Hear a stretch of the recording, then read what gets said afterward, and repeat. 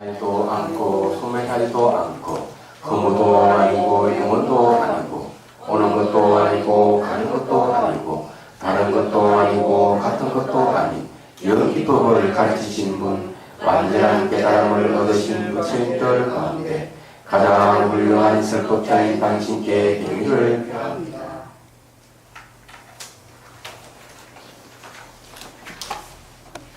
자, 56번 6페이지 번뇌에 의한 장애와 지혜를 가리는 장애. 이 번뇌애와 지혜라고 그러죠. 그 원효 스님께서는 이 번뇌애에 대해서 뭐라고 하냐면 번뇌장과 소지장이 전부 다 번뇌애에 해당한다 이렇게 얘기합니다. 그럼 지혜를 장애하는 것은 근본 음행이라고 이렇게 얘기를 하고 있죠. 근데 이게 좀 해석이 좀 다르죠. 보면. 자, 읽어볼게요. 물든 마음이란 번뇌에 의한 장애를 말하는데 진여의 근본지에 대한 활동을 장애하는 것을 뜻한다. 자, 여기에 이제 그 번뇌라 하는 말이 무슨 말인지를 알 필요가 있고요. 물든 마음이라는 게 무엇인지를 알 필요가 있겠죠. 우리가 이제 마음이라 하는 걸 어떻게 정의를 내리느냐가 우선 필요합니다. 마음을 어떻게 정의를 내리는가 하면 그 대상이 무엇인지 아는 것을 마음이라고 해요. 그러면 눈으로 보고 모양과 색깔을 구별해내는 것도 구별해내서 저것이 무엇이다고 인식하는 것도 마음이요. 또 이래 눈을 감고 내면을 보면서 감각이라든지 감정이라든지 생각을 인식해서 저것이 무엇이다고 아는 것도 마음이에요. 그래서 마음이라 하는 것을 어떻게 정의를 내느냐? 대상이 무엇이다고 아는 알미 바로 마음이다. 이렇게 정의를 내리는 겁니다. 근데 일심하면은 그것이 마음이 들어가기 때문에 알미 반드시 들어가 있는 것이죠. 근데 불교에서는 이 마음을 중요시한다 하는 것은 알을 중요시한다는 뜻이고요. 다르게 이 얘기를 하면 불교는 매우 지성적인 지성을 활용하는 종교다. 이렇게 할 수가 있습니다. 그렇다면은 물든 마음이라는 게 도대체 뭐냐? 이러면 대상에 물이 드는 것을 물든 마음이라고 합니다. 얘기하자면 대상이 영향을 받는 거죠. 마음이. 대상이 저것이 무엇이다고 아는 알미 일어나는데 그러면서 대상 영향을 받으면은 바로 이 물든 마음이 되는 거예요. 근데 우리는 뭔가 마음은 이 환경이 매우 취약하다 하는 사실을 빨리 알아야 됩니다. 취약하다고 하는 것은요, 뭔가 마음이 대상 영향을 엄청 받습니다. 자, 우선 그 영향을 받아서 육체적으로 보면은 안 좋은 음식을 먹거나 중금속이 많이 들어있거나 농약이 많이 들어있거나 화학 조미료가 많이 들어있거나 이런 음식을 먹으면 암에 걸릴 수가 있죠. 그걸 뭐 영향을 받는다는 거죠. 환경이 안 좋은 데 살면 또 그 냄새라든지 이런 것이 몸에 배어 들어오는 겁니다. 육체적으로도 굉장히 취약하고요. 또 마음으로는 뭔가 무거워서 속닥속닥 이야기하고 먹고 홀딱 넘어가서 마음을 바꿔버리는 경우도 많이 있죠. 네, 그래서 거기에 이제 많이 사용하는 방법이 뭔가 뇌물입니다. 상대가 좋아하는 물건을 갖다 주고 뭘 해달라면은 금방 거기 걸려가 해준단 말이에요. 그리고 저게 보니까 뉴스에도 보니까 쳇말 정도에 대출 받는데 부정 대출을 한 거죠. 대신에 이제 그 대출해준 사람 고급 수용차를 하나 선물 받았다. 이런 식으로. 그런 게 이제 있단 말이에요. 그게 전부 다 대상에 이게 영향을 받았어. 그렇게 마음이 물드는 현상이 생기는 이게 훈숙이라는 뜻입니다. 얘기하자면 훈숙되는 이유가 그거예요. 그럼 번뇌라 하는 게 뭐냐 하는 거죠. 번뇌라고 얘기하는 거는 바로 감정적인 걸 번뇌라고 그래요. 감정적인 거.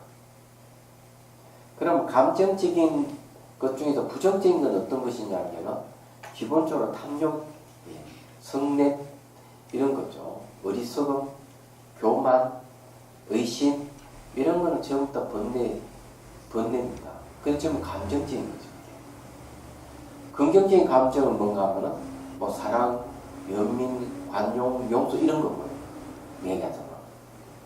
그래서 번뇌라고 하는 건 이래 감정적인 거하고 관련이 있어요.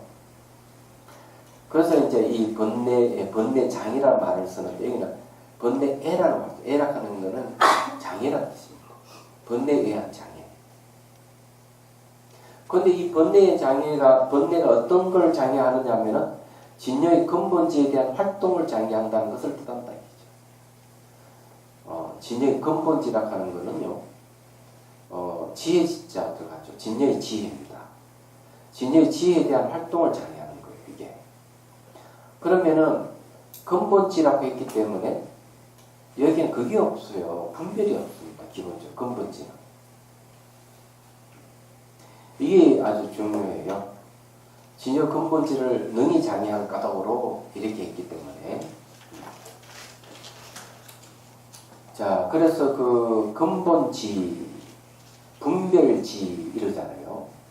분별지 이러면은 상대의 근기에 따라서 또는 사물의 차별을 잘 분별하는 지혜를 분별지라고 해요. 근본지는 분별이 없는 지를 얘기합니다. 이만 진여의 근본이 뭘까요? 공성입니다. 공. 제1위 공이에요. 공은 일어나고 사라짐이 없어요. 가고 오미 없어요. 거기에는 어떤 실체성을 아무것도 없기 때문에 근본이에요.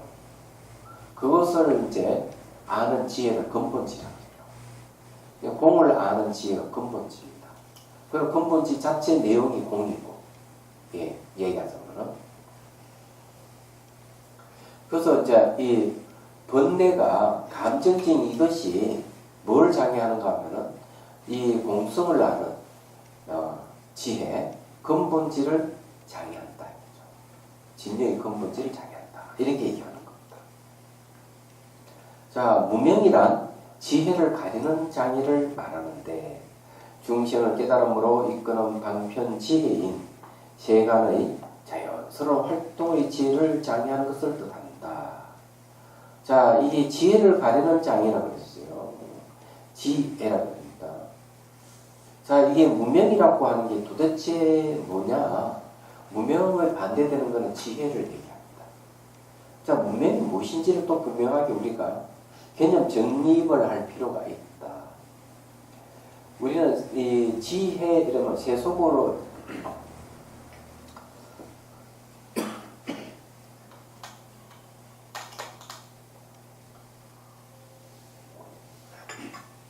이 머리가 달콤하네. 예? 아, 그렇구나. 그래 생각 맛이 난다. 아, 제가 이게 아주 그 몸이 안 좋으면 제일 먼저 나타나는 목부터 나타난다 그러거든요. 그래서 기침을 많이 하고 있는데, 그래도 뭐 몇 년 새에 상당히 좋아졌어요, 제가. 그래도. 옛날에 불사 같은 거 하면 막 몸이 부대끼고 아파요. 그래서 뭐 다른 스님들처럼 뭐 풍이 온다든지 막 그냥 그런 건 아니고. 그래서 제가 잘 버티는 거죠. 몸이 약한데도. 자, 일단 무명이라고 하는 거. 무명이 무엇인지 알라 그러면 이제 지혜가 뭔지를 우선 알 필요가 있어요. 지혜는 기본적으로 사리 분별을 잘 하는 걸 지혜라 합니다. 사리 분별을 잘 하는 거. 그래서 이렇게 사람들 보면은, 이야기를 해보면, 아이고, 똑부리시네! 이렇게 얘기하잖아요. 지혜가 있다는 거예요. 똑부리신다는 거. 그래서 말하는 것이, 기승전결이 분명하고, 아주 날카롭게 잘 분석을 하고, 이런 건 다 지혜가 있는 것이죠. 이런 지혜도 두 종류가 있단 말이에요. 악혜가 있고, 선혜가 있는 거죠. 근데 악혜는 뭔가 막 악지혜라 하는 거는, 어떻게 하면은, 상대방에게 피해를 주고 이익을 취하느냐. 여기에 몰두하는 것을 이제 바로 악지혜라고 해요. 그런데 악지혜의 표변이 뭔가 하면 도둑놈이 집을 선정해서 저 집 어떻게 털 것이냐 설계하는 거. 은행을 어떻게 털 것이냐 설계하는 거. 이런 게 좀 악지예요. 그럼 같은 회사 안에 어떻게 하면 상대를 거꾸로 털이고 내가 그 위에 자리에 오를 것이냐. 음모를 꾸미는 것도 전부 악지에 속합니다. 선지혜라고 얘기하는 것은 뭔가 하면 상대에게 이익을 주고 자기에게도 이익을 주는 거죠. 모든 사람이 이익을 줄 수 있는 걸 선지혜라고 그래요. 이야기하자면. 그래서 근데 머리를 쓰는 것이 똑같이 사리 분별이 분명하다. 말하자면. 그러면은 어리석음은 뭐냐 이게 어리석음.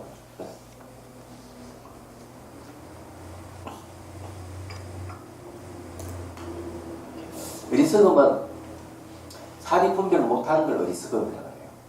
그래서 사리 분별을 못하는 것 중에서 그런 형태가 뭐 어떤 게 있는 거죠. 사리 분별을 못할 때는 이제 자꾸 조는 사람 있잖아요. 꾹꾹꾹 조는 사람. 혼침이 자주 오는 거죠. 그래서 이런 사람은 사리 분별을 잘 못해요. 멍하게 있는 사람. 이런 사람은 사리 분별을 못합니다. 멍 때리는 건 별로 좋은 게 아니에요. 그런 입장에서. 지혜가 안 생기니까. 네. 그 다음에 이제 또 얘기를 하자면은 마음이 막 들뜨는 게 있어요. 들뜨는 거. 이것도 역시 사리 분별을 장애하는 것이죠. 그래서 이게 안 좋은 거예요. 그래서 이 세속에 보면은 사람은 하는 착한데 사리 분별을 못해서 손해만 보는 사람이 있어요. 이런 사람 지혜가 없는 사람이에요. 한마디로 얘기하면. 자, 그러면은 불교에서 말하는 지혜가 뭐냐 이게. 불교에서 말하는 지혜도 사리 분별 잘하는 게 지혜는 분명해요. 얘기하자면. 그래서 이제 사리 분별을 잘하는 게 지혜인데 뭘 분별하느냐 아닙니까 이게. 세 속에서 그렇게 사리 분별을 따지는 지혜하고 지혜의 내용이 다른 거예요. 우선 사리 분별을 한다 하는 마음의 성향은 같은데 내용이 다른 거예요. 그럼 어떻게 다르냐 이거죠. 세속의 내용은 옳고 그름을 따진다든지 많고 적음을 따진다든지 복잡한 걸 갖다 아주 간결하게 이렇게 잘 가려낸다든지 이런 걸 지혜라고 할 수 있는데 그러면은 불교에서 말하는 지혜의 내용은 어떤 것이냐. 그러니 사리 분별 성향은 그대로 무상을 잘 가려내는 것. 뭐가 괴로움인지 잘 가려내는 것. 자아가 없다 하는 걸 가려내는 것. 또 내장 실체가 없다 하는 공을 잘 가려내는 것. 시간적으로 변하고 공간도 상호 오전하고 있다 하는 걸 그렇게 아는 걸 다 지혜라고 해요. 그래서 이런 지혜의 특징은 뭔가 하면 사회에서 쓰는 지혜는 어떤 사물에도 다 공통적으로 적용될 수 있는 지혜는 아니에요. 세속의 지혜는. 그렇지만 불교에서 말하는 지혜는 모든 사물의 유전구조에 다 통용이 되는 거죠. 자, 무상이라 하는 지혜. 모든 변한다고 아는 지혜는 어떤 것이냐. 사람도 변하고 사물도 변하고 이게 부산도 변하고 대한민국도 변하고 전 세계가 변하고 지구가 변하고 우주가 다 변하는 것. 이렇게 아는 걸 얘기해요. 그런데 변한다 하는 것 여기서 벗어나는 게 사물이 아무것도 없기 때문에 모든 사물의 근본을 바르게 아는 걸 얘기를 하는 거죠. 그럼 무상만 그런 게 아니에요. 모든 게 상호 의존해서 존재한다. 이것도 역시 뭔가 하면은 사람이든 사물이든 다 똑같은 거예요. 삼라만수 모든 존재가 전 우주가 의존해서 존재해요. 이렇게 하는 걸 지혜라고 하는 거예요. 그건 일이 다른 거죠. 그러면 무명이 뭘 장애하느냐? 바로 이런 걸 장애를 하는 거예요. 모든 것은 상호 의존해 있다 하는 것을 고정되어 있다고 봐버려요. 또 분리되어 있다 봐버려요. 얘가 모든 변한다 하는 것은 변하지 않는 고정적인 어떤 실체성을 봐버립니다. 내자는 실체가 없는데도 불구하고 내자는 실체가 있다 굳게 말이죠. 고집을 하는 거예요. 그런 걸 문명이라고 해요. 이런 문명이 뭘 장애하느냐? 변한다는 것, 변한다고 아는 마음, 의존하고 있다고 아는 마음, 내자는 실체가 없다고 아는 마음을 다 장애를 하는 거죠. 그래서 지혜를 가리는 장애라고 하는 거예요. 무명이라는 게 성질이 무엇인지를 알면 알 수 있는 거죠. 앞에서도 무명에 대해서 얘기했지만 한 번 더 얘기하면 내가 무지를 갖고 있다고 하는 표징이 두 가지가 있어요. 기본적으로. 내가 무명을 갖고 있다고 아는 표징. 그게 뭔가 하면 욕심을 낸다면 아, 내 무명이 있구나. 그것이 사물이든 사람이든 욕심을 냈다. 이러면 나는 무명이 있구나. 왜? 사물도 매 순간 변하니까 욕심내서 가질 수 있는 게 아무도 없고 사람도 변하기 때문에 자기 소유를 할 수가 없어요.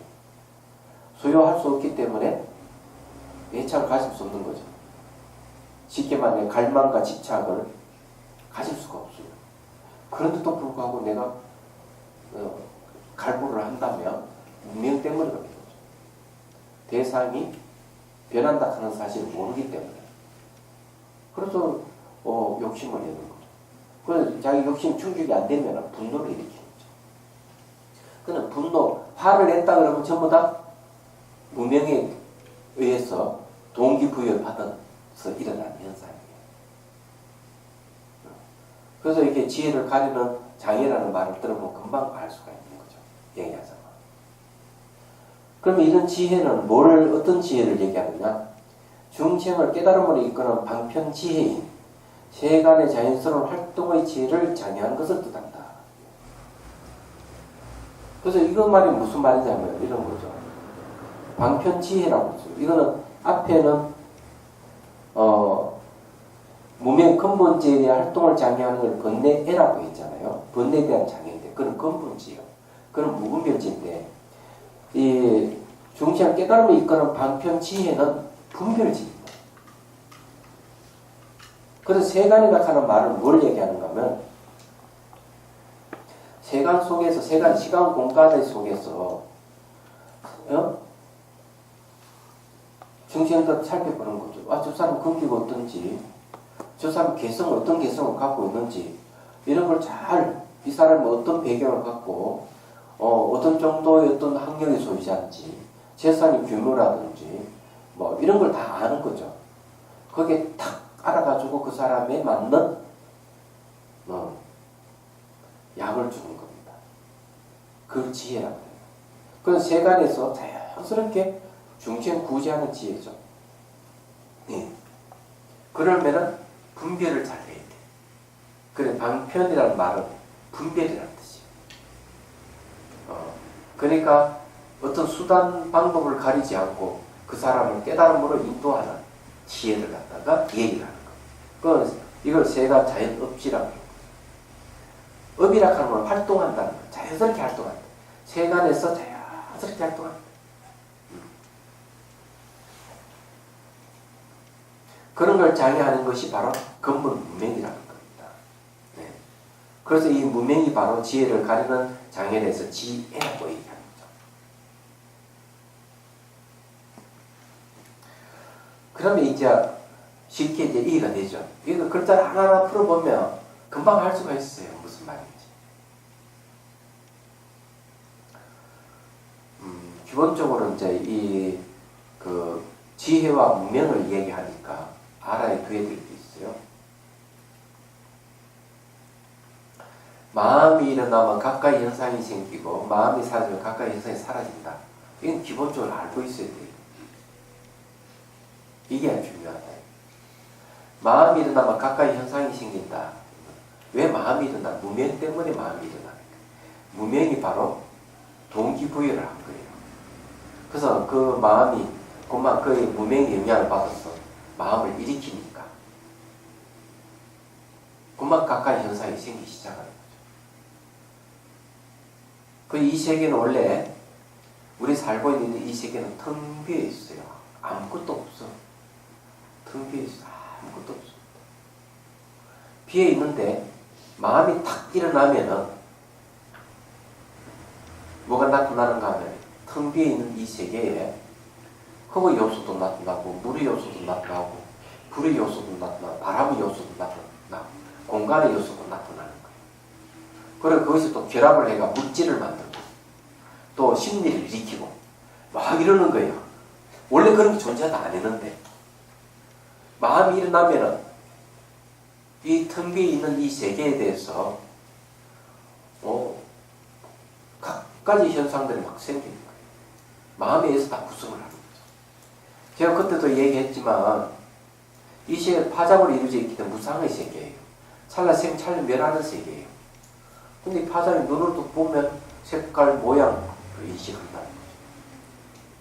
색깔, 모양이 뭡니까? 허구 요소 같은 그런 거잖아요. 맞아요. 그럼 그 물질계에는 뭐가 있습니까? 허구 요소가 있겠어요? 물의 요소 들어가고, 불의 요소도 바람 요소 들어가고, 이런 게 전부 다 결합해서 물질 형성을 나타나는 거예요. 마음에 의해서 그냥 지수화, 분공, 5대가 나타나가지고, 마음에 의해서 재구성되는 거예요, 이게. 야, 그래, 이 마음이 무서운 거예요. 그런 파장이 길어도는 소리로 인식하는 거예요. 소리가 없어요. 이 세계는 소리가 없어요. 냄새도 없어요. 말하자면. 그런데 이게 왜 마음이 일어나느냐면 무명 때문입니다. 무명. 그래서 마음이 일어나 가까이 현상이 막 생기고 이러는 거예요. 그러면 마음이 또 안 일어나고 이 세계 또 싹 사라져버리고 이러는 거예요. 그래서 우리는 늘 마음을 일으키기 때문에, 무명에 의해서 마음이 일어나기 때문에 이 세계를 존속하는 거예요. 자기가 만든 세계, 인간들이 만든 세계예요. 또 동물들이 만든 세계 또 달리 보여요. 곤충이 보는 세계 또 다르고, 귀신이 보는 세계 또 다르고, 그러는 거예요. 원래 이 세계는 결정되어 있지 않은데, 마음에 의해서 곤충이 마음에 의해서 결정되고, 귀신이 마음에 의해서 결정되고, 인간의 마음에 의해서 결정되고, 이러는 거예요. 그래서 이 세계는 마음이 투사되어 있는 세계라고 대승기시면서 얘기를 하는 거예요. 그럼 진실을 하려면 뭘, 얘는 두 가지를 해요, 두 가지. 하나는 마음이 일어난 걸 마음이 일어나지 않게 깔아치워야 되겠죠. 그건 명상해야죠. 마음이 일어나지 않게 하는 방법은 집중 명상, 사무타관이 필요해요. 그러면 이 나타나는 세계가 늘 고정되어 있고 분리되어 있고 수속 존재하는 같이 보이기 때문에 그건 문명으로 보는 거거든요. 그래서 이거 잘못 보고 있는 것을 분석을 해야 돼요. 분석을 해보니까 모든 결합돼서 이루어졌고 내장 실체가 없구나 이래 아는 거죠. 그래서 원인과 조건에 의해서 일어나고 사라지는 걸 분별해야 된다고 얘기합니다. 뒤에 가면 이제 비파사나 관을 그렇게 표현합니다. 인연 생멸을 잘 관찰해야 되는 거죠. 그리고 분석 명상이 들어가는 겁니다. 그걸 이제 지혜를 얻는 방법이에요. 이렇게 해가지고 원래는 이 세계는 일어난 적도 없고 사라진 적도 없구나 하는 걸 알게 됩니다. 저 마음에서 청지 창조가 이루어졌지. 실제로는 마음이 일어나지 않으면 이 세계는 존재하지 않는다는 거죠. 불교에서는 그렇게 보지만 어리석은 자들은 그렇게 안 보죠. 누가 뭐가 있어서 만들었다 이렇게 생각하는 거죠. 그건 원시시대 사고방식이야. 그런 방식. 그래서 이야기하자면 그런 거죠. 그래서 여기 이제 지혜라고 얘기하는 게 중요한 거예요. 근데 하나 이게 번뇌장애 안에는 번뇌장만 있는 게 아니고 소지장도 있다 하는 거 알아야 돼요. 소지장. 알바인 대상에 대한 장애. 번뇌의 속에 들어가 있어요. 그건 이성적인 장애를 얘기하죠. 그거는 뭘 얘기하는 거면은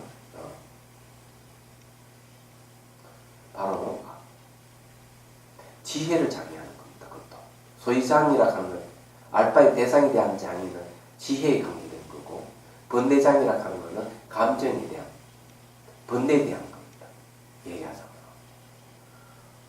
그러니까 이제 번뇌는 뭘 장애하는 거? 열반을 장애하고요. 소지장은 깨달음을 장애하는 거예요. 이 두 가지가 합해진 게 이제 번뇌에 의한 장애, 번뇌애라고 하는 겁니다. 이게 원효 스님께서 해석한 내용입니다.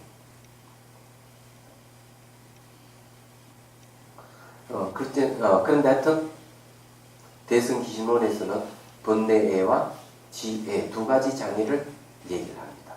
그러면서 마음이 물들어 있다. 그죠? 번뇌에서 물이 들어있고 무명에 의해서 물이 들어있다. 그죠? 이런 물든 마음을 없애는 것이 수행을 해서 이제 근본지와 방편지혜를 다시 개발하는 거죠. 자, 봅시다. 번뇌에 물든 마음이 근본지를 장애한다는 뜻은 망념의 물든 마음에 의해 인식 주관의 능경과 인식 대상의 능형이 나누어지고 그 가운데서 허망하게 경계를 집착하며 진여의 평등성을 어기는 것이다. 자, 이 근본지락하는 것은 무분별지입니다. 분별이 없어요. 분별이 없다고 얘기하는 것은 모든 존재가 분리된 지 한 번도 없는 세계를 그대로 보여주는 거죠. 그건 이걸 둘로 실을 쪼개버리는 게 뭐냐는 거예요. 얘기하자면. 바로 물든 마음. 그게 무명입니다. 그래서 여기 이제 그 주관 객관이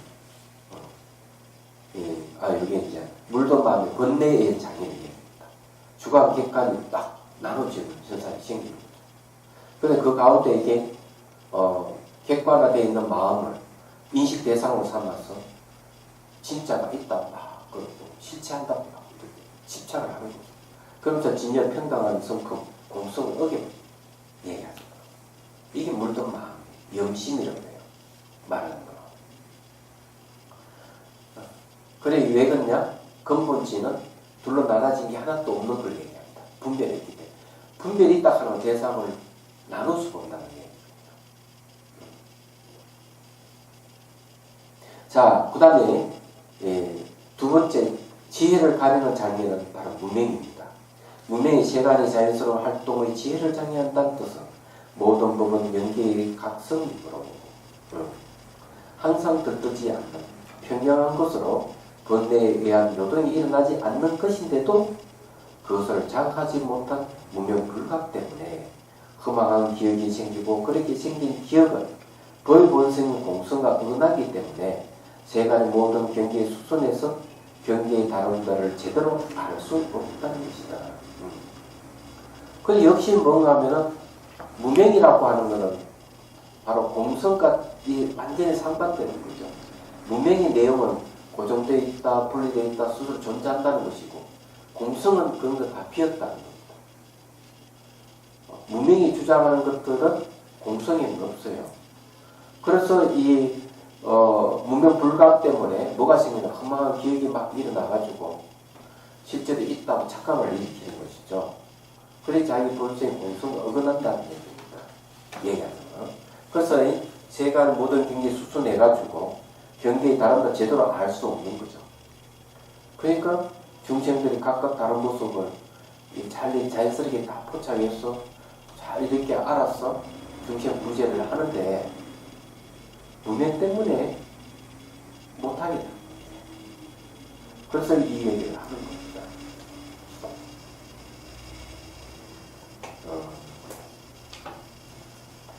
자, 이제 이 번뇌와 지혜에 대한 이야기를 했습니다. 자, 우리가 이제 이 무명 훈습에 대해서 이제 쭉 얘기를 했는데 결국 이런 문제는 무명이 훈습함으로써 일어나는 현상들이라는 거죠. 얘기하자면은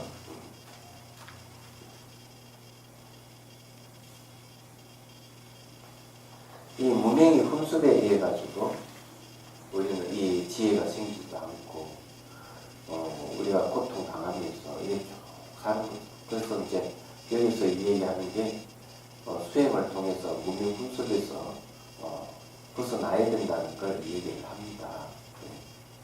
그래서 세 가지의 미시한 마음과 6가지의 물든 마음들이 전부 다 그 꼭대기에는 뭐가 있나 무명이 영향을 줘서 있는 거예요. 그래서 이제 이거 무명 훈습에서 쭉 얘기했는데 무명이 생겨나는 게 무엇인지를 얘기를 하고 또 무명은 정의를 잘했어요. 그래서 무명에서 오염된 마음을 수행을 통해서 다 없애는 내용을 좀 설명했습니다. 설명을 했고요. 그 다음에 이제 그 상응한다는 것과 상응하지 않는다는 것, 심화과 심소의 관계를 얘기하고 그 다음에 이제 여기 와서 장애에 대한 이야기를 한 거죠. 그러면서 그 중심에 늘 무명이 있다는 거죠. 상하고 상하지 못하는 것은 결국 마음이 미시한데 미시하지 않느냐 하는 문제인데 그 꼭대기에 무명이 있고 번뇌를 장애하는 것과 지혜를 장애하는 것도 그 꼭대기 꼭대기에 뭐가 있냐? 무명이 있다. 그래서 수행을 통하면 이런 게 차츰차츰 그 단계를 별로 없어진다는 걸 얘기를 하는 겁니다. 자, 가나 다로 왔습니다. 다는 이제 뭔가 하면 생멸 인연의 모습에 대한 이야기입니다. 그래서 이제 심생멸, 그 다음에 생멸 상, 그 다음에 생멸 인연상, 이렇게 할 겁니다. 생멸 인연을 했으니까, 그 전에는 우리가 뭘 공부했는가 하면, 생멸 인연입니다. 자, 첫째는 심생멸, 생멸, 두 번째는 생멸 인연, 예. 세 번째는 생멸 인연의 모습, 이렇게 세 수로 나눠져 있습니다. 자, 이제 생멸 인연의 모습, 어떤 모습을 가지고 있느냐. 우리는 앞에 이제 생멸 인연에 대해서는 뭐 잘 알다시피 생멸 인연이라고 하는 것은 전부 다 무명하고 관련되는 내용들이에요. 그래 무명하고 다 관계되기 때문에 이 마음이 생겨나고 또 없어지는 인연에 대해서 쭉 설명을 했습니다. 이게 이제 36초에 대한 얘기입니다. 그렇게 얘기를 하고 그 다음에 이제 무명 분석에 대해서 설명을 했어요. 이런 게 전부 다 이 마음이 생멸하는 인연은 꼭대기에 무명이 있다고 하는 거죠. 설명을 한 거죠. AI만. 그런 겁니다. 생멸 인연은 의과 의식이 생긴다는 것에 대한 얘기를 합니다. 자, 그러면 일어나고 없어지는 인연의 모습에 대해서 공부를 해보죠. 어떤 모습이냐? 거친 생멸과 미시한 생멸입니다. 거칠다는 것하고 미시하다 하는 것도 정의를 내려야 되겠죠. 거친 것은 금방 우리 알아챌 수 있는 것들입니다. 그렇지 미시한 것은 알기 어려운 걸 번뇌에 대한 얘기입니다. 그래서 미시하다고 얘기하는 거예요. 그런데 이것이 수행하고 밀접한 관계가 있는데 우리가 거친 의식은 일상생활 보고 듣고 하면 일어나는 의식의 작용은 다 거칩니다. 예, 그게 거친 생명이라고 그래요. 그보다 좀 더 이제 덜 거친 것이 꿈속에서 우리가 사물을 인식할 때 일어나는 그걸 얘기를 합니다. 꿈속에서. 그보다 좀 덜 거친 거, 그는 좀 미시하다 그럴까요? 미시한 것은 어떤가 하면은 그냥 기절했을 때나 깊이 잠들어서 꿈이 없을 때 이런 거는 아주 미시한 생명인 거죠. 많이. 그래서 이제 수행을 하면서 의식을 점점점 미시하게 가져가야 돼요. 거친 번뇌를 없애가면서. 그래서 이제 동정이력, 몽중이력, 숙면 이를 얘기하는 거예요. 그럼 미시하다고 했을 때 깨달음과 관련이 있어요. 거친 번뇌가 사라지고 미시한 번뇌가 남아있지만은 마음을 점점점 미시하게 가져갈수록 공성을 빨리 깨달을 수가 있어요. 마음이 미시하지 않으면 공성을 깨치기 어렵습니다. 그래서 명상 훈련을 해야 되는 거죠. 뭐 예를 들어가지고 우리 마음의 본성이 거울 같고 호흡 같다 이렇게 얘기를 하거든요. 그러면은 이제 거울 같지 말고 호흡 같이 투명하게 텅 빈 이미지를 떠올려가지고 날마다 그 이미지를 떠올려서 거기에 집중하는 수행을 하면 의식이 점점점 거울과 호흡같이 미세해져 갈 거예요. 그렇게 되면 여러분들이 이제 공성을 깨닫는 데 있어서 쉬워지는 겁니다. 처음에는 그 이미지를 이용하고 그 다음에 그 이미지마저 부숴버리는 거예요. 그러니까 비었다 하는 생각마저 비었다 하는 거 알고 초점 맞춰 수행해 가면 되는 거죠. 그럼 이런 방법은 성가에는 없느냐 있어요. 그게 뭔지는 압니까? 조사 응구를 붙들고 있는 걸 얘기합니다. 그 조사의 응구라 하는 게 대개 뭘 가리키는가 하면은 말과 생각을 떠난 자리를 언어로 가리키는 거거든요. 그래서 그 언어를 통해 가지고 조사 응구를 통해서 말과 생각을 뜻한 뜻을 붙들어야 돼요. 처음에는 붙들 때는 그것이 무엇인지 잘 몰라서 이미지를 붙들겠지만 그 이미지마저도 부숴버려야 되거든요. 그래서 예를 들어가지고 이런 겁니다. 한 생각도 일으키지 않는 것은 헛물이 있습니까? 없습니까? 이런 수미산. 한 생각을 일으키지 않는다면 헛물이 수미산까지 크다는 얘기예요. 자, 일으키지 않는다는 말이 뭡니까? 의도가 들어가 있죠, 의도. 그럼 그 의도마저 버리라는 소리예요. 그런데 그렇게 그 조서의 은고, 수미산이나 조서 은고를 붙들고 있으면, 붙들고 잊어버리지 않으면, 나중에 한 생각 일어나지 않는다는 의도를 버리되고, 정말 한 생각 일어나지 않는 경지에 가는 거지. 그것이 뭐 삼배입니다. 그런 마음의 본성이 생깁니다. 그런 거예요. 이런 은구를 이용하거나, 이미지를 이용하는 방법, 이런 게 이제 많이 개발되어 있는 거죠. 얘기하자면. 제가 무슨 말을 하는지 이해하시죠? 그죠? 자, 그럼 다시 돌아왔어요. 무명이,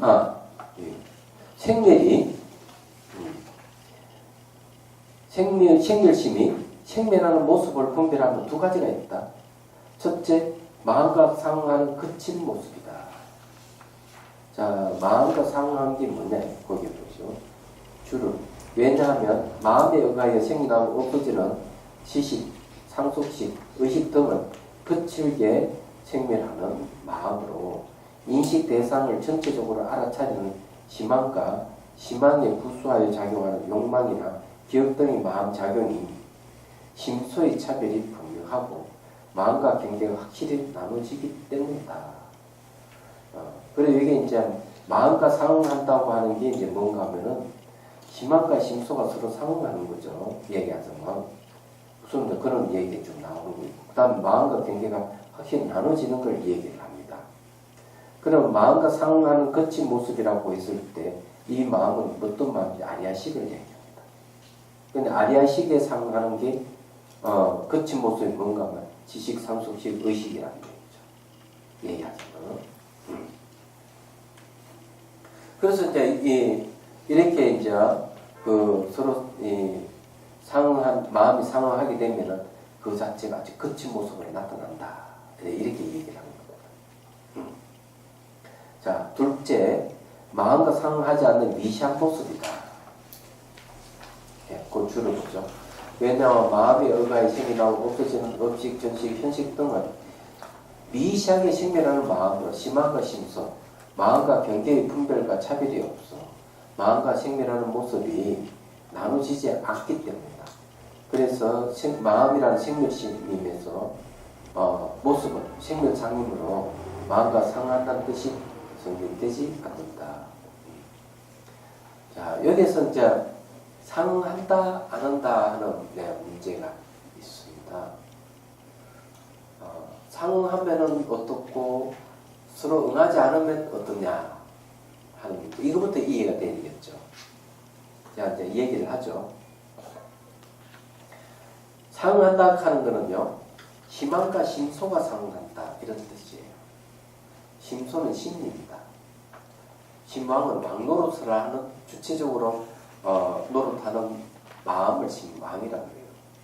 그런데 심망과 심소는 같은 대상으로 똑같이 인식하는데 인식 내용 범위가 달라요. 자, 예를 들어가 여기 이제 컵이 있다 이러면 컵 전체를 인식하는 건 심망이고 부분을 인식하는 것은 심소예요. 똑같은 대상으로 같이 동시에 인식을 합니다. 그런데 심망과 심소가 서로 응하는 거죠. 심망과 심소가 서로 응한다고 하는 것은 바로 거칠게 작용하는 마음이 일어난다. 그래서 여기서 첫 번째 얘기하는 게 뭔가 하면은 마음과 상응한다 거칠은 모습이에요. 그래서 심망과 심소가 서로 상응해서 사물을 인식을 할 때 이 사물을 인식하는 이 마음은 뭘 의지하고 있느냐? 바로 아리아식을 의식하고 있는 거죠. 그래서 이 아리아식과 상응하게 되면은 거친 모습이다. 그죠? 이렇게 얘기하는 겁니다. 근데 이게 아리아식의 의거에서 일어나기 때문에 그래요.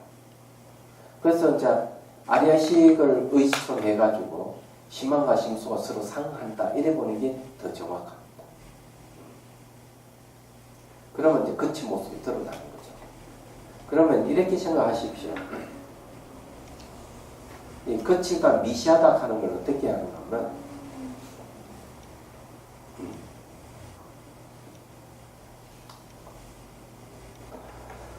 자, 이것과 저것이 만나면 뭐가 생기죠? 모양이 있습니까? 없습니까? 모양이 생깁니다. 이것과 저것이 딱 만납니다. 그러면 이것과 저것이 안 만나면 모양이 없는 거예요. 예를 들어 가지고 자, 부수수 흐르는 흙이 있잖아. 흙하고 물이 서로 만나지 않으면은 어떻습니까? 그럼 만난다 합시다. 부수수 흐르는 흙하고 물이 탁 만나면은 찰흙이 되죠. 모양이 생기는 거예요. 근데 막 부수수 흐르는 모래 같은 흙하고 물하고 서로 안 만나면은 찰흙이란 모양이 안 생기는 거예요. 얘기하자면. 그러면은 심한과 심소는 마치 그거 같은 거예요. 심한과 심소가 서로 합작해서 만나면은 대상을 인식하게 되는 거죠. 얘기하자면. 그러면 상응관계는 그런 심한과 심소가 상응하게 되면 서로 응하기 때문에 또 뭐하고 응합니까? 마음과 대상이 서로 응하게 되는 거예요. 그럼 한 덩어리 모습이 드러나는 거예요. 이걸 이제 거칠다 그러고, 심한과 심소는 있는데 서로 상응하지 않아요. 서로 응하지 않는 거예요. 같이 대상을 인식하지 않게 되는 거예요. 응하지 않게 되니까. 그러면 어때요? 그럼 모습이 잘 없어. 미시한 거예요. 거친 것은 6개가 있고 미시한 건 3개가 있다는 거죠. 그건 3세 6초라고. 이건 앞에 우리가 36초 벌써 공부를 했습니다. 그래서 여기서 이야기하는 내용이 이제 그런 내용이에요. 그래서 다시 읽어보면, 왜냐하면 마음의 의거에 생겨나고 없어지는 업식, 전식, 현식 등은 미시하게 생겨나는 마음으로 심한과 심소, 마음과 경계의 분별과 차별이 없어.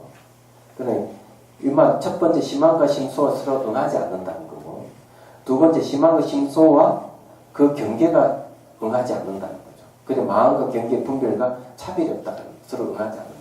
그래서 마음과 생명하는 모습이 나눠지지 않기 때문이다. 그러면 이때 이 마음은 뭐냐요?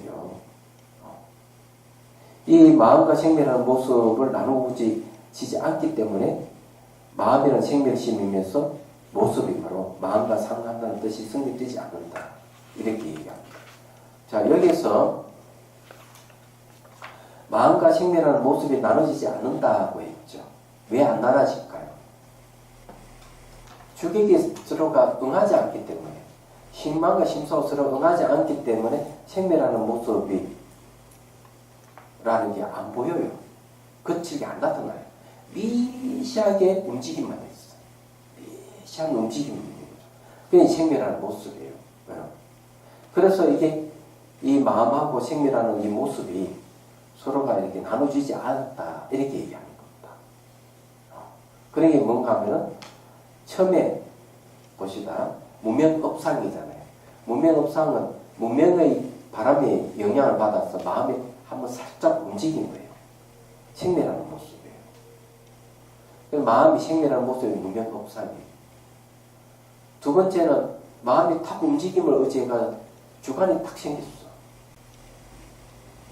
그 다음에 주관이 의지해서 그만 객관이 탁 생겨버려요. 근데 이 생멸하기는 생멸해. 그런데 이 생멸하는 것이 나눠주지 않았죠. 마음 자체가 움직이는 것이기 때문에, 마음하고 생멸의 모습이 나눠지지 않았다. 이렇게 얘기하는 거죠. 그래서 생멸하면서 모습이다. 마음이 생멸하면서 모습을 띠고 있다. 그래서 생멸상이에요. 생멸 인연상이죠. 얘기하죠. 이렇게 얘기를 하는 겁니다. 정리를 해볼까요?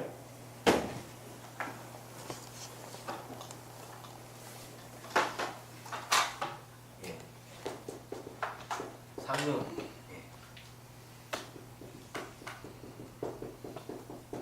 상용이죠. 자,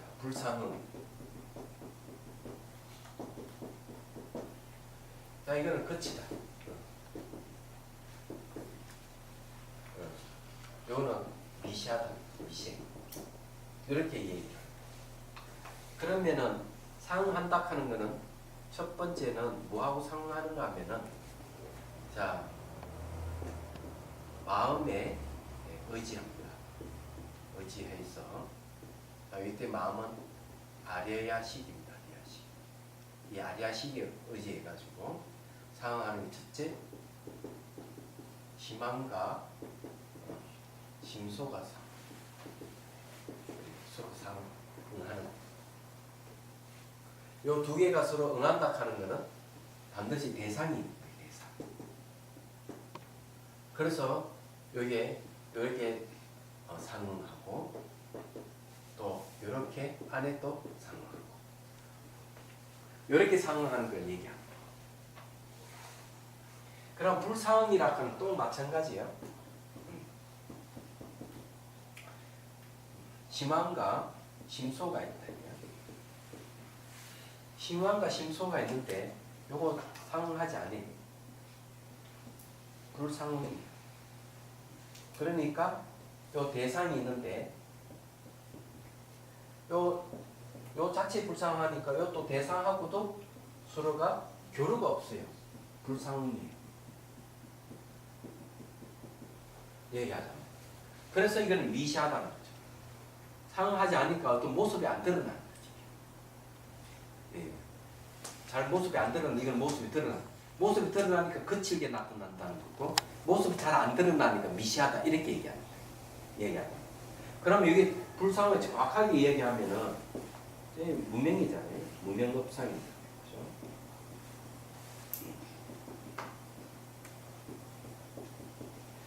무명업상은 이제 근본 무명이 영향을 준 거예요. 자, 근본 무명이라는 게 뭔가 동기부여하는 거죠. 이놈이 여기 법에 동기부여하는 거죠. 동기부여.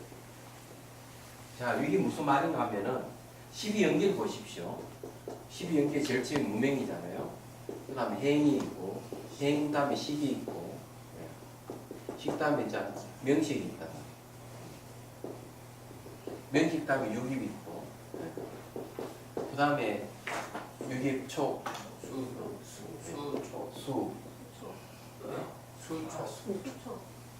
수가 무슨 느낌 있고 여기 수 아니 촉수예요. 무슨 소리야? 예, 치, 유, 생, 보산. 자, 여기 12골이 돼. 문명, 행식, 명칭, 유깁, 촉수, 예치, 유, 생, 보산. 딱 맞잖아요. 그럼 여기에 문명이잖아요. 문명. 여기 업이잖아요. 업. 예? 그럼 문명이 영향을 주는 거죠. 동기부여하는 거죠. 동기부여하니까 여기 움직임. 움직임이 일어났잖아요. 움직임이 일어나면 여기 행위잖아요. 행위를 하니까 행위는 몇 가지 있어요. 신, 구, 의. 행위에서 바로 여기에 영향을 주는 거지. 그럼 여기는 이제 뭔가 하면은 잠재적 성향이 이렇게 저장되는 거예요. 식이 저장이 되는 거예요. 얘기하다. 그럼 여기 근본 문명이 있잖아요. 요거와 똑같은 거예요. 문명업상은 바로 업이야. 요거와 같은 거예요. 똑같단 말이에요. 무슨 말인지 이해가 되시죠? 12연기. 그래, 이 12연기를 잘 알면 다 모두 여기서 안 벗어나. 그 다음 여기 이제, 여기 요걸 뭐라 하는 건가? 주객 미분이잖아요. 주강, 객은 나눠져 있지 않지만 움직임이 있는 거죠. 왜? 근본문명이 동기부여하는 거지. 예. 근본문명이 동기부여하는 내용이 뭐냐면, 오종, 독립되어 있다는 거. 그 다음에 뭐, 분리되어 있다는 거. 실체를 갖고 스스로 존재한다는 거. 예. 요런 게, 여기 바로 근본문명의 내용이야. 그러니까 요거에 대해서 마음이, 움직임이 일어나는 거죠. 그러니까 보통 탐이라든지, 분노라든지, 이런 게 이제, 이걸 통해서 여기 일어난단 말이에요. 그래서 이게 근본 문명에서 뭐가 있냐, 이렇게 탐욕과 성냄이 분명히 일어나기 전에 이런 미시하게 마음 움직임이 생긴다. 요걸 근거해서 그 다음 생기는 게 뭐냐면은 능전이잖아요. 능전. 예?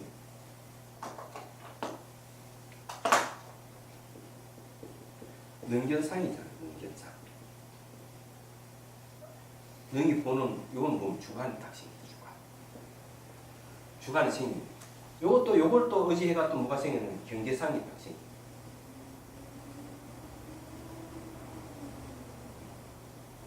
경계상이 딱 생깁니다.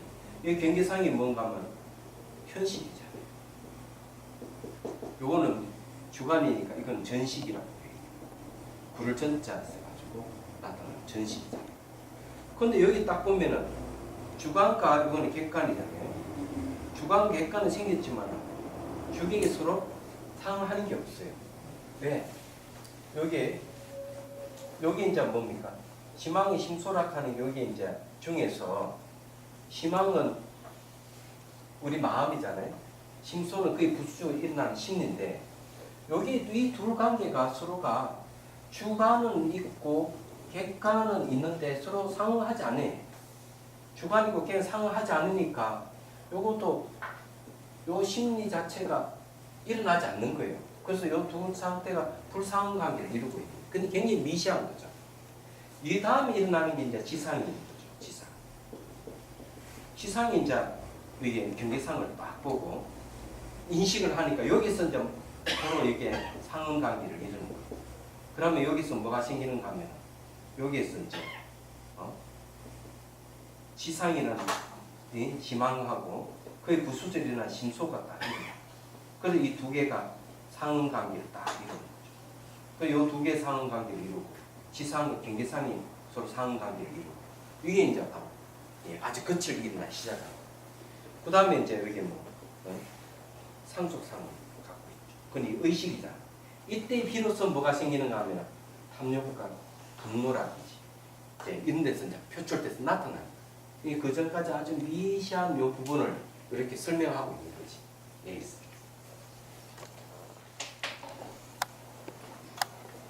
또 설명하기가 어렵다. 칠판에 그리니까 쉬운데 말로 하니까 잘 안 돼서 그린 거예요.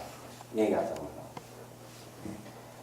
자, 다시 봅시다. 이것을 다시 나누면 이제 본문이에요.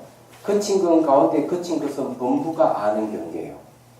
자, 그친 것 가운데 그친 것은 뭡니까? 의식이죠, 의식. 그친 것 가운데 미시한 것과 미시한 것 가운데 그친 것은 보살이 아는 경계예요. 미시한 것 가운데 미시한 것은 부처님만이 아는 경계다. 그러면 미시한 것 가운데 미시한 것은 뭐겠습니까? 저게 이제 아리아식에 있는 불상응 관계를 얘기하는 거겠죠. 미시한 것 가운데 거친 것은 말라식을 얘기하는 거 아니겠어요? 그죠? 예. 거친 것 가운데 미시한 것은 의식에서 상속식을 얘기하겠죠. 같은 의식이지만 상속식은 그만큼 좀 미시한 거겠죠. 얘기하자면. 거친 가운데 거친 거는 의식과 감각의 영역에서 얘기하는 거고. 이렇게 나눠보면 나오는 거죠. 만약 이제 범부가 아는 경계는 거친 가운데 거치다 하는 거는 감각의 세계. 거친 가운데 미시하다고 얘기하는 거는 의식의 세계. 미시한 가운데 거친 거라고 하는 거는 말라식의 세계. 그 다음 미시하고 미시하다 하는 건 아리아식의 세계. 이렇게 나누면 더 쉬워지겠습니다.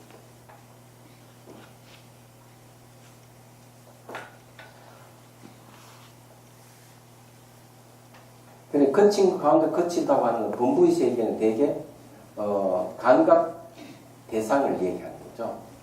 그러니까 감각 대상을 얘기하기 때문에 감각이고 또는 감각 플러스 의식, 감각 의식이라고 얘기할 수 있겠죠. 시각 의식, 청각 의식, 후각 의식, 미각 의식, 촉각 의식 이렇게 보면 거친 거죠. 자, 거친 거 가운데 미시하다고 해버리면은 이거는 저기 말라식의 입장에서 보살의 입장에서 보면은 거친 거고 범부의 입장에서는 미시한 것이 되겠죠. 그렇잖아요. 그럼 그거는 뭐겠습니까? 의식 아니겠어, 의식. 이게 의식이라고 볼 수가 있는 거죠.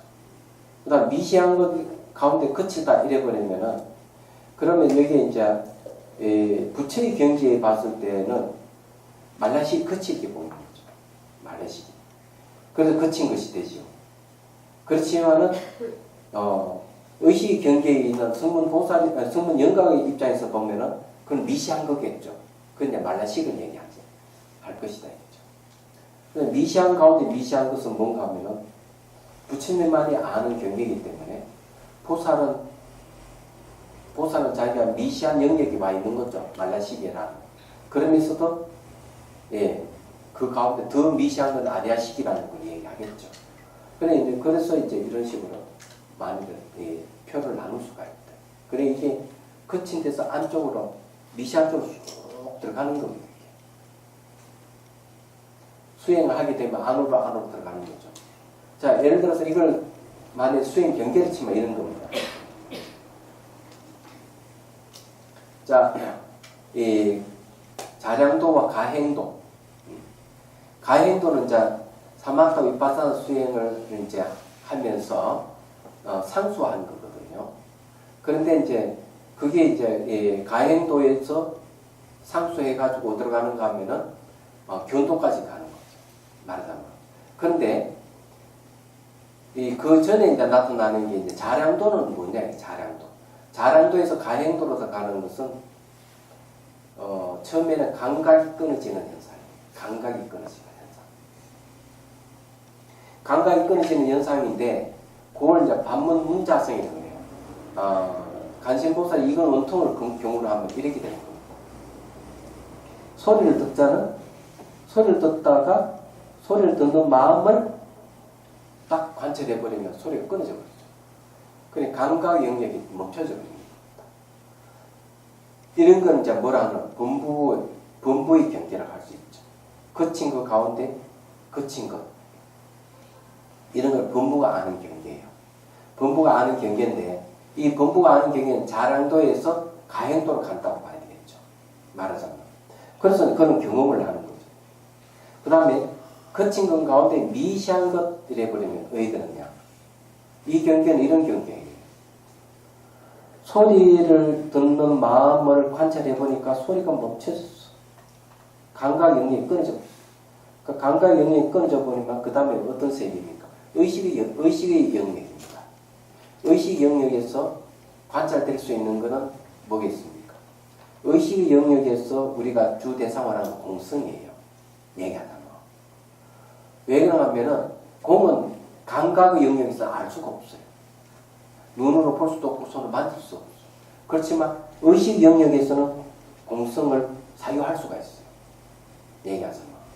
그래서 거기서 뭐가 일어나는가 하면 이 사유를 통해서 공성에 초점 맞추고 집중 명상하고 분석 명상이 가능해지는 거죠. 기관 상수가 이루어지는 거죠.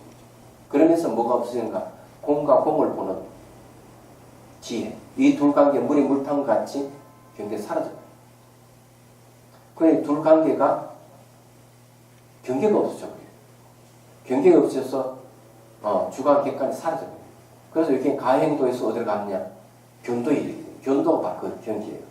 그게 이제 여기서 말하는 거친 가운데 미시한 것이에요. 얘기하자면. 그럼 이제 3매 들었죠. 의식 영역에서 3매 들었다. 3매도 의식 영역입니다. 그래서 내가 깨달았다. 깨달음 대상에 공이 남아 있는 거예요. 얘기하자면.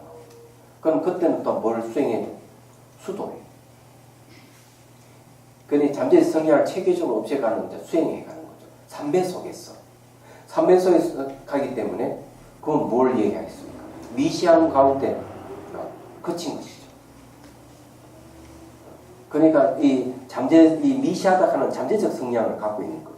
그 속에 거친 번뇌를 이제 체계적으로 없애가는 거죠. 그게 수도예요. 그 다음에 이제 그러면서 나중에 뭘 없애는가? 깨달음 대상의 공성. 이 두 가지가 다 사라져 버리면은 미시한 가운데 미시한 쪽으로 가는 거예요.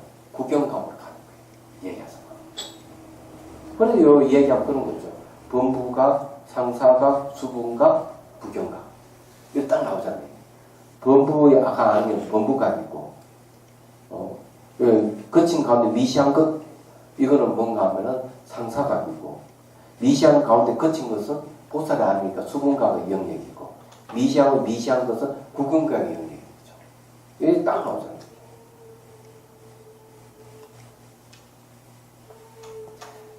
그래서 이 두 가지 생명은 무명 혼습에 의해서 있다. 이 두 가지 생명이라고 하는 건 미시한 거와 거친 거 말이죠. 그러므로 원인에 의지하고 조건에 의지하는 생명이라고 한다.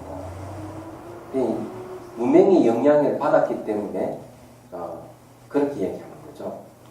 그러면 이게 인에 의지하는 것은 뭘 얘기하는가 하면은 무명 훈습에 의해 가지고 이런지는 무명업상, 전상, 현상, 그러니까 능경상과 경계상. 이건 정말 원인에 의지하는 거고요. 그 다음에 이제 이 경계상이라 하는 아리아식의 경계상을 인연을 해서 지상, 상속상 이게 움직이기 시작하죠. 그건 연에 의지하는 생명이라고. 이 두 부분을 딱 나누는 겁니다. 얘기하자면. 그래서 인에 의지한다는 것은 연기각성을 자극하지 못한 것들을 뜻하며, 못하는 것을 뜻하며, 그게 이제 뭡니까? 근무분명이죠. 연에 의지한다는 것은 망연의 경계를 조작한다는 뜻이다. 경계를 조작한다가 지금 막 맞는다. 경계상은 원래 지 근본 마음인데, 그러니까 아리아식이라는 마음인데, 그 마음을 조작하는 거지. 내다, 내 것이다 하고 조작하는 거죠. 만약 원인이 없어진다면, 근본 무명이 없어진다면 경계상인 연도 없어집니다. 인이 없어지게 되면 상하지 않은 미시한 마음도 없어지고, 그는 근본 무명이 사라져버리면 상하지 않은 미시한 마음, 아리아식이 대원경계를 바뀌어버리니까 미시한 마음도 없어지고, 연이 없어지면 상하는 거친 마음도 없어집니다. 연이 없어진다 하는 것은 경계상이 없어진다는 얘기입니다. 그러면 경계상이 없어져버리면 상하는 거친 마음도 같이 없어집니다. 얘기하자면. 그래서 수행을 하면서 제일 먼저 없애는 게 뭔가 하면 대상이 없애는 거예요. 대상을 없애가는 거죠. 대상을 없애는 게 무상관찰이에요. 기본적으로. 대상이 무상하다고 관찰하면 대상이 없어져버려요. 얘기하자면. 그러고는 이제 마지막에는 근본 무명을 없애는 거죠. 근데 이 내용을 딱 보면 이게 수행의 모습이 어떻게 해야 된다 딱 나와버리는 겁니다. 쉽다.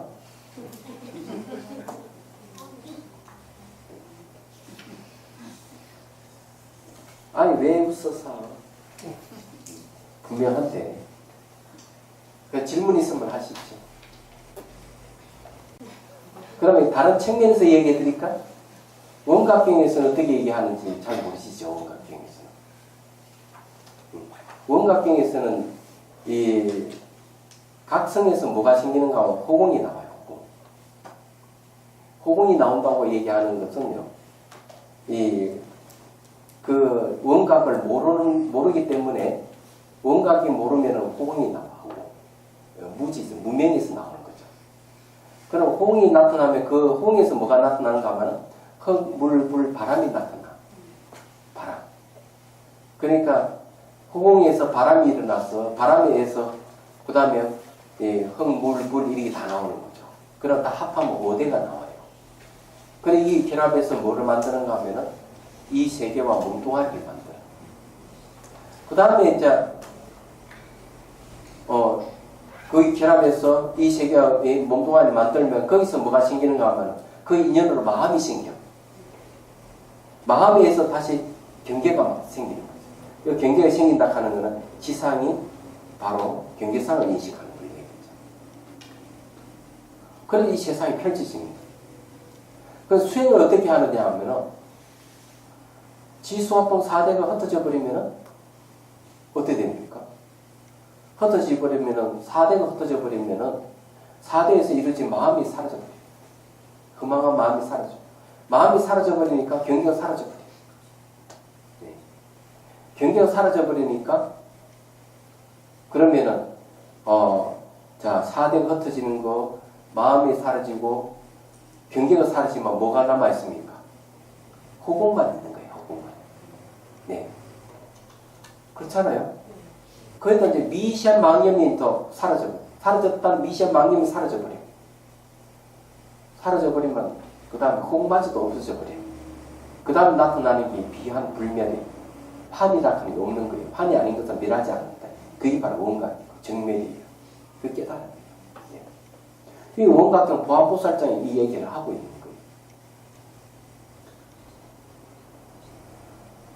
그런 걸 잘 알아야 돼. 그래서 이게 흙물물 바람이라고 하는 거는 알고 보면 전부 다 내 마음의 무지에 의해서 나타나는 현상들이에요. 그래서 여러분 몸에서 막 움직이는 바람 요소가 생기는 것도 전부 다 그래서 생기는 마음 따라서 나타나는 거죠. 몸이 텅 비어져 버리는 것도 마음 따라서 나타나는 거죠. 전부 다 알고 보면 그런 거라고. 근데 그걸 알고 있는 놈이 하나 있는 그게 마음이야. 알고 있는 마음 그걸 대상으로 해서 수행에 들어가야 되는 거예요. 그래서 그 미세망림이 없어버리면 그 다음 그대로 원각이에요. 환이 아닌 것을 멸하지 않는 세계. 그게 원각이에요. 원만을 깨달으면 원각은 한 번도 생긴 적도 없고 소멸한 적도 없는 세계를 얘기하는 거예요. 자, 요만큼 맞지?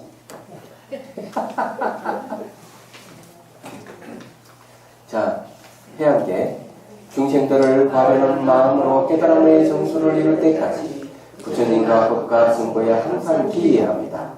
지혜와 자비를 갖추고 이중을 위해 노력함으로써 부처님 앞에 머물겠습니다. 원만한 불심을 일깨우겠습니다. 공예가 있는 한 중생이 있는 한 저도 함께 따라 머물며 중생의 고통을 없애는 자로 남겠습니다.